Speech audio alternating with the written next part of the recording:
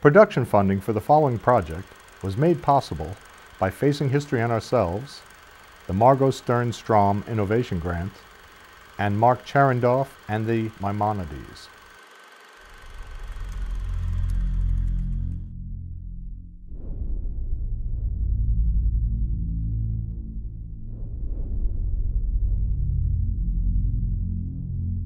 For years, as I have studied the history of the Holocaust, taught my students about perpetrators, bystanders, collaborators, upstanders, and survivors, I have always felt that there was something missing.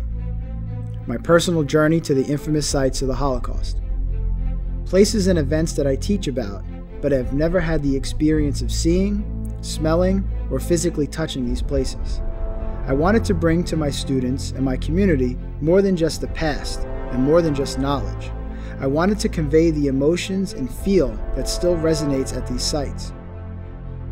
The purpose of my documentary was to give people an authentic experience and make them feel as if they were with me along the entire journey.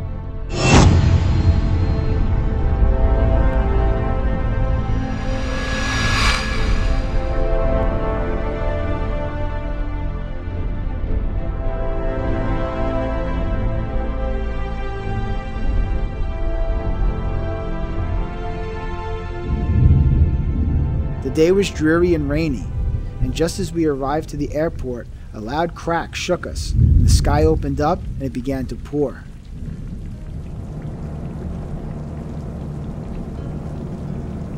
The rain continued to fall like giant glass beads onto our plane as it began to take off.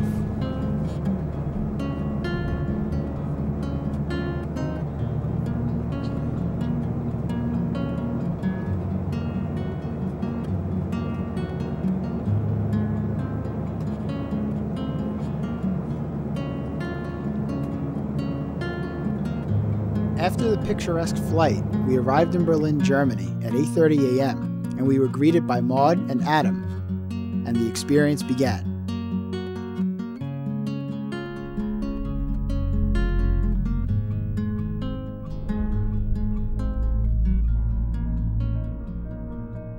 Soon I walked through the infamous entrance gate that donned the words, Arbeit macht frei, or work makes you free. And I thought to myself, I am really here. I never thought that I would have had the opportunity to be in this place. A place that I have done so much research on. A place that I teach my students about every year. A place that conjures up so many images for individuals. A place that represents an iconic piece of Holocaust history and has become a symbol of the Holocaust for many people. Here in Auschwitz, Jewish people, Poles, Roma and Sinti, and Russian prisoners of war were victims of the Nazis. This is a place where, according to Primo Levi, a Holocaust survivor, we became aware that our language lacks the words to express this offense, the demolition of man.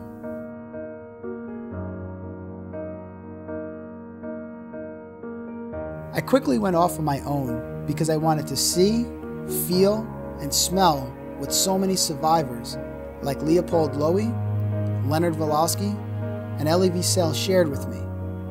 While I walked around the grounds, I thought more and more about all of these individuals who touched my life and whose lives they have reached because of my teaching. I thought about each of their stories and the horrors that they must have seen. What must have seemed like an eternity of torture, their eyes witnessed so much.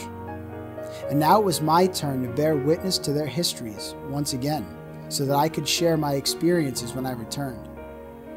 The electrified barbed wire fences, the gallows, the barracks, the bunks. The more and more that I saw, the angrier I became. How could people deny that this happened? How could they ignore the train cars that hustled people away? The neighbors who never returned? Walking through each section brought more and more thoughts into my head. Then, we were given the opportunity to go inside some of the barracks where the prisoners were kept by the Nazis. The first place that we entered was Block 6, where there were hundreds of photographs of registered prisoners displayed on the walls.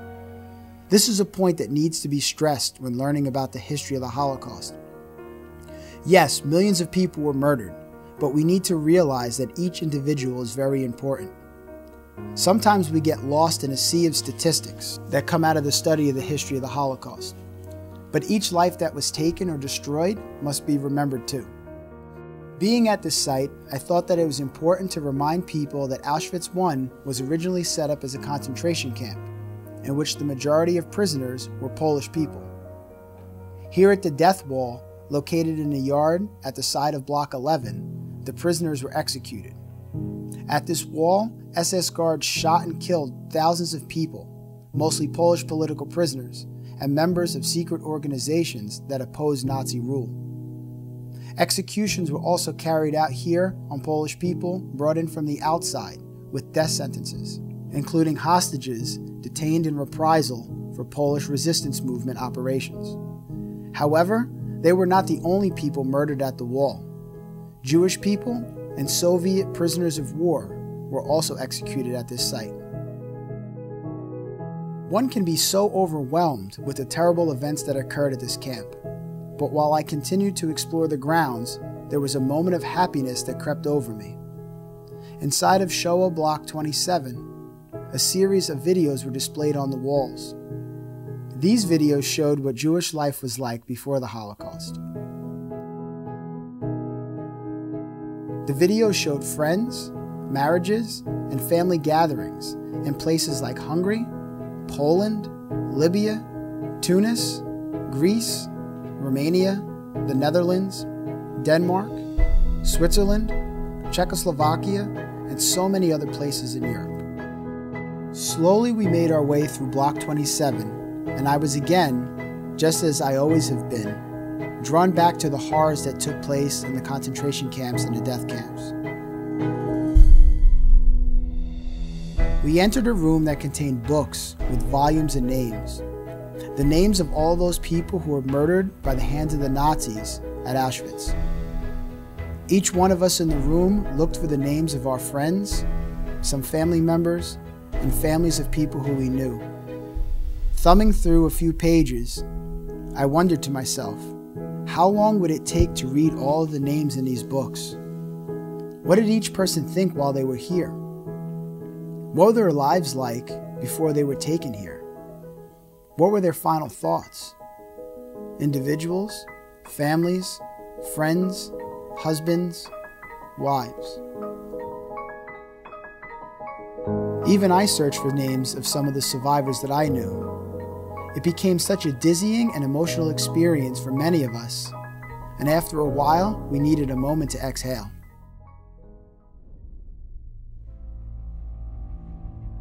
Next, we were brought into Block 5, a place where all the evidence from Auschwitz was collected and preserved.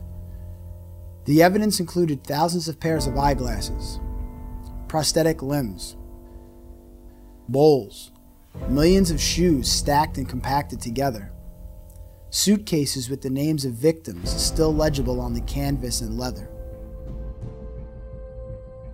Each room became more chilling than the next. I saw more evidence, such as a collection of children's toys and children's shoes. What did these kids do to deserve this? The 1.5 million children murdered during the Holocaust. Upon moving into Block 4, which displayed evidence of the Nazis' murder of those kept in a camp, the first words that were displayed as I entered were, "The one who does not remember history is bound to live through it again."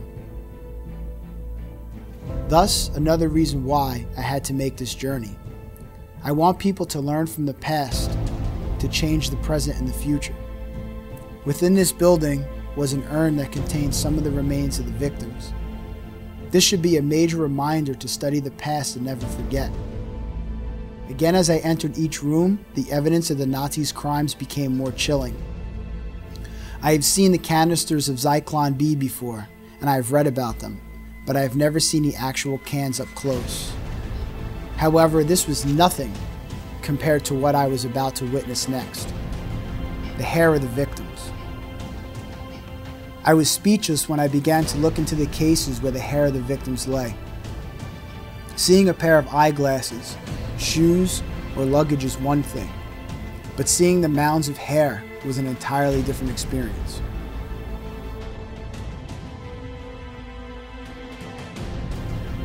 The final place that I examined at the Auschwitz I concentration camp was the crematorium and the first gas chamber.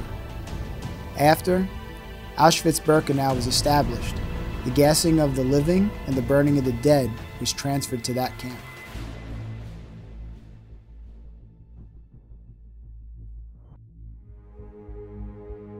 Soon we headed down a path that led us to Auschwitz-Birkenau, the death camp established by the Nazis for mass murder. Maud told us that when people from the March of the Living come here, they walk the entire path from Auschwitz to Auschwitz-Birkenau. In order to begin my exploration of the site, I had to enter through the same main gate that the victims had to enter. I looked at the tracks and slowly made my way through the gate. Thousands of people, maybe millions, go through the gate every day, remembering, thinking, mourning, and questioning. Here was the place that I've read about and I've seen recreated in so many films, but to be here meant so much to me. I looked around and tried to imagine a place entirely full of people. The landscape was vast, and I wondered, how could anyone deny this ever happened? We entered the men's quarantine area and were now walking around the same place that the victims roamed, hoping to survive just one more day. Inside of the men's quarantine area was the building that housed hundreds of latrines. The guide explained that people in the camp were given roughly about 1 minute to take care of their needs before they had to exit the building. I continued my search of the site by following the train tracks where the prisoners were pulled off from the train cars that traveled the rails and the lines of barbed wire fence, trying to take in everything. I noticed the remnants of the barracks that the Nazis tried to destroy, the pools that were used in case of a fire, where fish and frogs swam through now. And then I stood in front of a cattle car that represented the thousands of train cars that brought each individual to the site and were unloaded like cattle. Spine-chilling is the word that comes to mind as I walked around the car and the tracks. Then, again, like in many of the other sites that I visited, a glimmer of hope. There was a large group of people known as Druze from Israel, chanting and singing, remembering the victims and the survivors. We continued to move deeper into the camp. Here lay the remains of a gas chamber and crematorium number 2, another piece of evidence that the Nazis tried to destroy before they were caught. Although 70 years have gone by since the Nazis tried to destroy the evidence of their crimes that they attempted, the remains still exist to show the world what man's inhumanity towards man looks like up close. Just behind the decaying building and adjacent to the ruins of a gas chamber and crematorium number 3 are memorials and pieces left by individuals who have mourned the loss of so many. Then Maud gave us the opportunity to pay our respects and remember all of those who suffered at the hands of the Nazis, their collaborators, and the bystanders. After the ceremony, we held a moment of silence, and Maud said something that will stick with me forever. She said if we held a moment of silence for everyone who was murdered at this site, we would have to stand here for 3 entire years in silence. This was a very emotionally draining day, and by the end of the tour, I needed to sit and think about everything that I witnessed.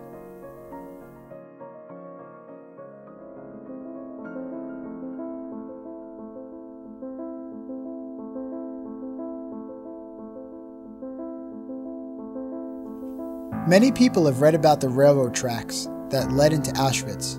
They have viewed Schindler's List and saw the importance of Oskar Schindler's factory. They have seen pictures of the model camp of Terezin, but the Majdanek concentration camp, which operated as an extermination camp in Lublin, Poland, was an entirely different experience for me. After we met our guide, we began to explore several of the buildings where the Nazis terrorized their victims. Upon arriving at Majdanek, we were informed that today, July 23, 2014, marked the 70th anniversary of the liberation of the camp by the Soviet Union. Slowly, we made our way to Barrack 41. The gravel under our feet leading to Barrack 41 was called Rosefield or Rosenfeld by the Nazis. However, there were no roses there. This was part of a Nazi euphemism used during the war. This was the place where the Jewish victims were assembled on arrival at the camp, and Rosenfeld referred to those who faced the selection process. Slowly entering into Barrack 41, I noticed on the front entrance the sign on the building said, "Bath and Disinfection." Upon entering Barrack 41, I first came into contact with the bare, unfurnished undressing room, which has narrow wooden boards over the concrete floor. Then I entered the shower room, a large room with rows of exposed water pipes and sprinkler-type shower heads on the ceiling.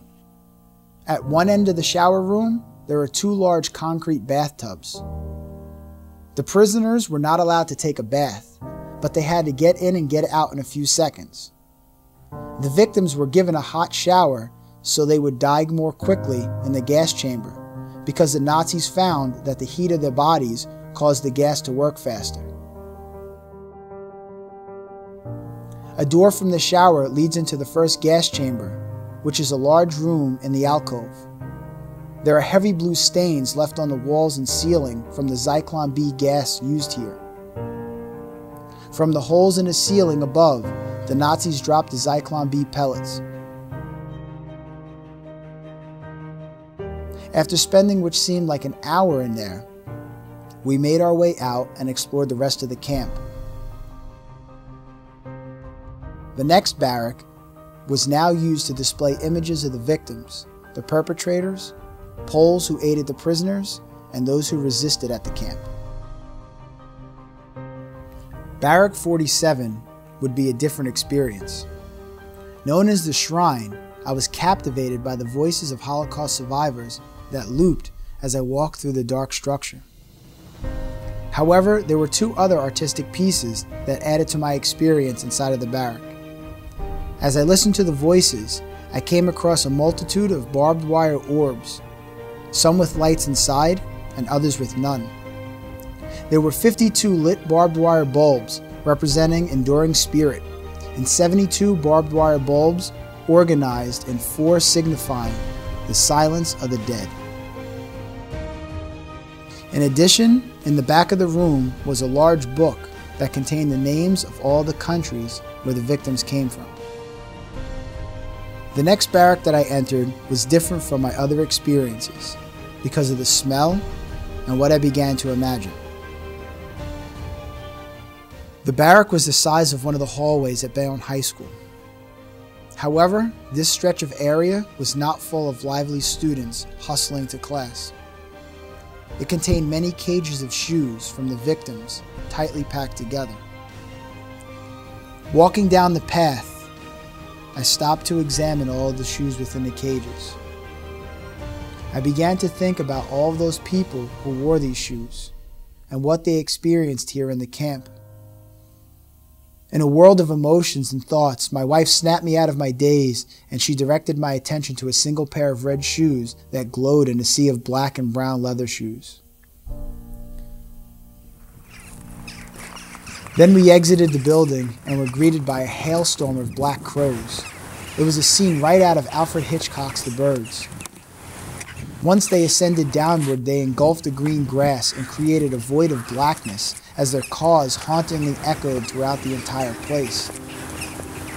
However, this was not the eeriest part of my experience. That came about 10 minutes later.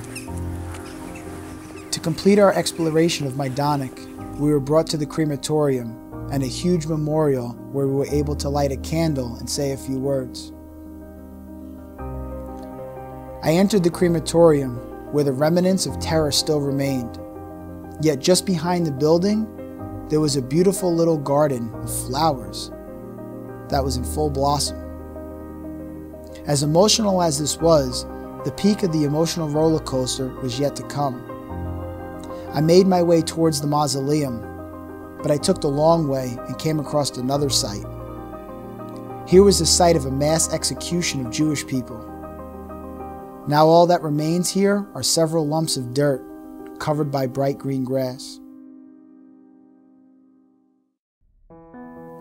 Finally, I began to make my way up the stairs of the mausoleum. After holding our ceremony inside of the rotunda, we were allowed to walk around the memorial. Within this gigantic structure lay a large crevice that contained the ashes and bone fragments of those who were murdered at the hands of the Nazis and their collaborators within the confines of Majdanek.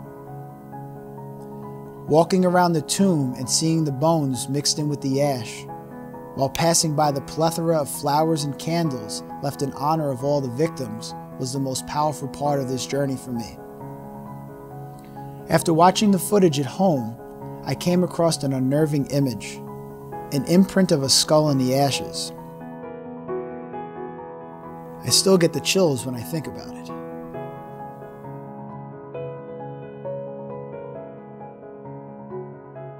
We woke up early in the morning, grabbed our luggage, and drove to the airport and said our final goodbyes. Stefanie and I boarded the plane and began our journey back home.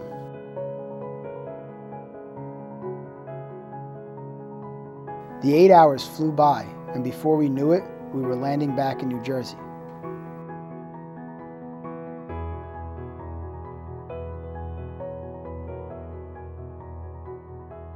Coincidentally, we pulled up next to an El Al airplane. As we stepped off of our airplane, all the images from my experience were whirling through my head. However, this was not the end of our journey. The future would have more to come.